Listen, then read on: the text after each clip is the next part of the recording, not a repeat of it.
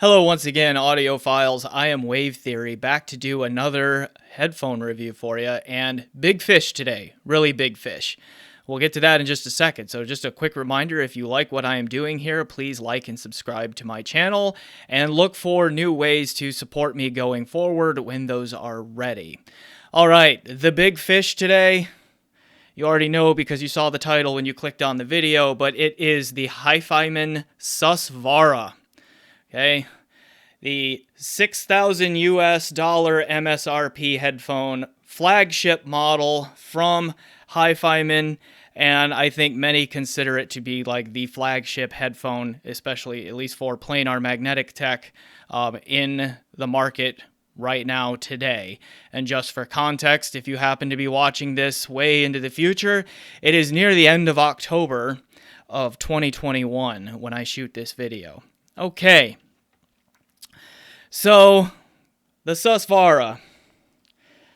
Let's talk about its build quality first. Okay, now it's, again, $6,000 is the MSRP on this. However, I think that if you go through many dealers and all of that, it typically can be sold for somewhere in the $4,500 on up to $6,000 range. So you probably don't have to spend $6,000, the full $6,000 for this brand new. Just shop around to different dealers and all of that. You may not be able to do that price through very many online retailers. Like I've looked at like Apos and Moon Audio and Woo Audio and direct from HiFiMan and all that kind of stuff, and they all ask for $59.95 or the full $6,000. But shop around for other retailers and whatnot, and you might be able to do it for less than that.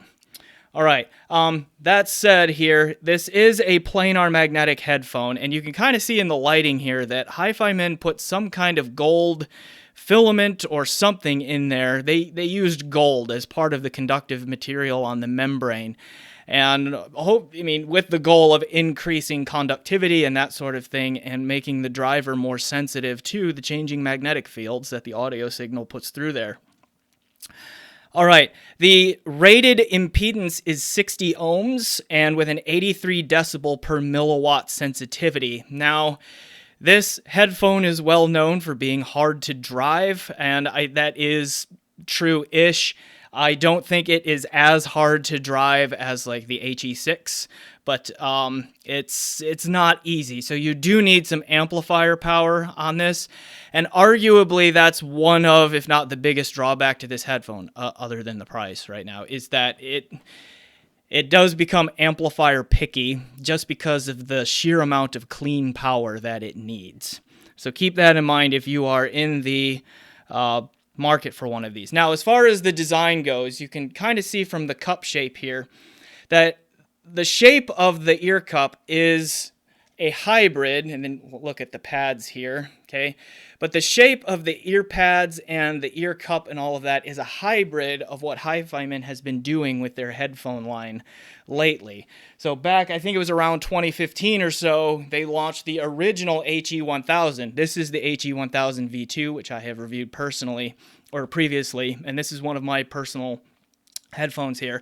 But I bring it out to show that like it's got that HE1000 egg-shaped cup here. This is just big egg-shaped, lots of room for your ears and all of that to go in there. And then there's the little bit older HiFiMan design that is still present on like the HE6 SEV2, which is what this one is, and there will be a review of this coming out someday. But you can kind of see that, more of your classic round cup design here. So the cup design on the Sus is it's a hybrid of those two in that regard. But still, like sorry, I bumped the microphone there, but okay, so you still have the sliding, suspension strap headband here and all of that, like on the HE1000 and all of the models that came from that. I mean, comfort-wise, no complaints. There's not quite as much ear room inside the cups as like those big ear cup shaped ones, but there's still a fair amount of room in there. So I don't think very many people will complain about their ears touching on the inside unless you just happen to have very, very large ears. Now, it still has like this wood veneer on a metal frame in here. So the build quality, while it is good, and the comfort is also very good. But all of those things are not quite as elite, as, say, the Meze Empyrean Elite, where that unit, the build quality and the craftsmanship and all of that was just exquisite. This is very good, but you can also tell that the $6,000 price tag they put on this, the bulk of it went towards the sound, and not as much by proportion seems to go into the design of the aesthetic and that sort of thing. But again, it's okay, right? There's really no comfort issues that I have here. I can wear this for extended periods of time and have noticed no issues. It stays on the head well, moving around, looking down, etc. So all of that is really good. Cable entry. This model is a dual 2.5 entry cabling system, 2.5 millimeter entry cable system. I think like many HiFiMans that had 2.5 millimeter connectors, this is a used model that was sent to me. They have moved to 3.5 millimeter connectors on the cups eventually, so I think you probably can find a Sus out there that has a 3.5. Don't quote me on that, but I'm pretty sure that you can. All right, which either way, though, you'll be buying an aftermarket cable, which fits well because you saw that those cup inputs were flush mounted. And this is not the stock cable to the Susvara. This is the one for my HE1000 V2. But they put the same cables in the Susvara stock packaging. So, I mean, it's an exact copy, basically, of the ones that are in the Susvara stock packaging. And just all of the problems that come with HiFiMan stock cables then are still there. And we don't need to beat a dead horse on them. I mean, these lovely sounds, okay, when they move around. Anyway, budget for a nicer cable, okay? What I have used for this review is the same cable that came with my HE1000 V2, bundled from that seller, and that is a nice Plus Sound Poetic GPH cable. So, yeah, budget for an aftermarket cable and a good one for your Sus if you're going to get one. Okay, so the sound of the Susvara. I could wax on and on and on about how good it is, truly. But I'll try not to do that too much, okay? So just the TLDW version of the sound here this is simply the most natural sounding headphone I have ever gotten on my head. Okay, that's the long and the short of it right there. The most natural sounding headphone I have had the privilege of putting on my head. Okay, that list, at least in the high end, includes this guy, the HE1000 V2, and this is no slouch in the natural sounding department to my ear, like not at all, okay, but that's been on my head. I just mentioned the Meze Empyrean Elite. I have also reviewed the Abyss Diana Phi, the Odyssey LCD24. What else is in there? Focal Stelio, which is 3000. Let's see, I feel like I'm forgetting some others. Point is, I've heard a number of high-end headphones, and another one that I haven't mentioned yet that I will in just a moment. And just to me, as far as just getting out of the way and sounding close to what the real thing probably sounded like when it was recorded, this just does the best job of it. Does it sound like real life? No. No piece of audio gear that I know of does, but in terms of headphones, this comes closer to it than anything else I've ever heard, okay? And in some cases, by a fairly significant margin. Now, just for context, the signal chains that I've used for this, I used my Berkeley Audio Designs Alpha Series 2 DAC, which was being fed by a Singer SU2 USB interface.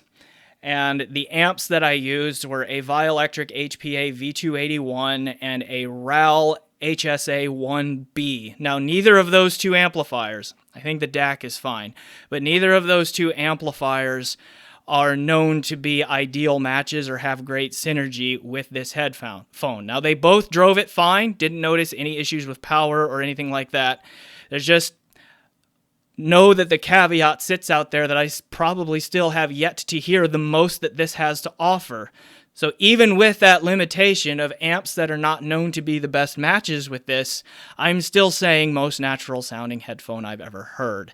And really by a fairly significant margin. Now, if you want to dig a little bit deeper into why I'm saying it sounds so natural, we'll dig into it a little bit deeper. The sound signature is neutral with just a slight bit of warmth. Okay, if you are familiar with the HE1000 V2 sound, it's not entirely dissimilar. This one is a little bit less bassy because this has some elevated sub bass, and this one is not as bright or as prominent in the treble. This one has a bit of treble elevation too, and this one is a little bit more present in the mid-range than this one is. But in terms of like qualities of sound and like the impression of warmth and that sort of thing, they are fairly similar. I think the same can be said for this too, okay, the HE6 V2 or SE-V2. So in terms of signature, this is just a more neutral version, but just a slight bit of warmth of those sounds, if you've heard those. Okay. So then everything else, and the reason I just keep coming back to the term natural to describe this is because the balance that it strikes between resolution and being smooth, or having lots of micro detail and micro dynamics and all of that, but not emphasizing those things. Okay, having just the right amount of punch. Usually, like if you hear a kick drum, like depending on how big the kick drum is, how the drum head was tensioned, how closely it was mic'd, and what room it was in when it was played, like the amount that it hits you in the chest when it gets hit depends, right? And this scaled with what the recording seemed to want to convey in terms of how much punch there is really well. So just all of those things, like the balance between the resolution and the smoothness and the amount of micro detail and micro dynamics and macro dynamics and all of that just becomes eerily lifelike. And then on top of that, the timbre. Like, again, more than any other headphone I have ever heard, okay? Voices sound like voices. And human voices are a thing that all of us should be well qualified, I'm not going to say should be, are well qualified to make comments on how well are being reproduced, right? Because we are a verbal species, okay? All of us, if you are capable of watching this video, chances are, there's like 99.99999% likelihood you've already heard hundreds of thousands of real voices in real life and have an excellent comparison point there. Like, what a human voice sounds like. This does a better job of convincing me that I'm hearing a real human voice than any other headphone I've ever heard, okay? Likewise with pianos, acoustic guitars, even some electric guitars, even though electric guitars arguably don't really have a natural sound other than just the tinny strings, but they're amplified, distorted, all of those things. But sticking with acoustic instruments like guitars, pianos, drums, trumpets, violins, name it, okay? This just makes them sound closer to the real thing than anything else I've ever heard, okay? So I'm getting very repetitive on that, but just everything here about this just natural. The sound stage is not huge. Like, the sound stage on here is not as big or as immediately impressive as the HE1000 V2.